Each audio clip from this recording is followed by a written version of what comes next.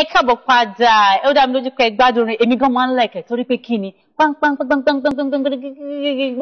nǹkan tó bá jáde láti inú orin yẹn ohun gangan ní ìtumọ̀ mẹ́sẹ̀jì ẹ̀kọ́ tá kọ́ nínú ẹ̀ ohun gangan ni. Ẹ jẹ́ kí n sáré ka àwọn iṣẹ́ ìkíni yìí lẹ́yọ kọ̀ọ̀kan.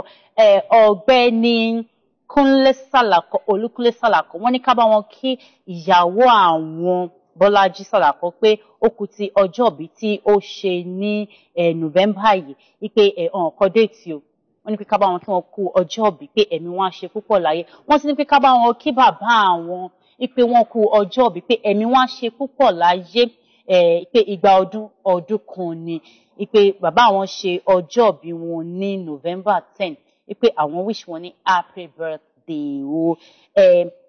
Oríyọmí Lawal, ó ní ká bá wọn kí àbúrò òun Ọrẹolúwa Ògúnyẹmí fún ti ọjọ́bí ẹ̀ tí ó ń bọ̀ ní November 27. Wípé ẹ̀mí á ṣe púpọ̀ láyé. Ìyọrẹ wọ́n ṣe fi ránṣẹ́ náà nìyẹn. Àǹtí Fàlí Ìyọrẹ lọ ní pé àwọn èèyàn máa wọn sí ní Ìbàrà Omidan Abẹ́òkúta pé ká bá wọn kí ọmọ àwọn àtàtà Ọrẹolúwa Ògúnyẹmí fún ti ọjọ́bí ẹ̀ tó ń bọ̀ lọ́nà ní November 27. Wípé ẹ̀mí ẹ̀ á ṣe púpọ̀ ọdún láyé. Ọ̀rẹ́ máa lórí lọ́wọ́ àwọn èèyàn o.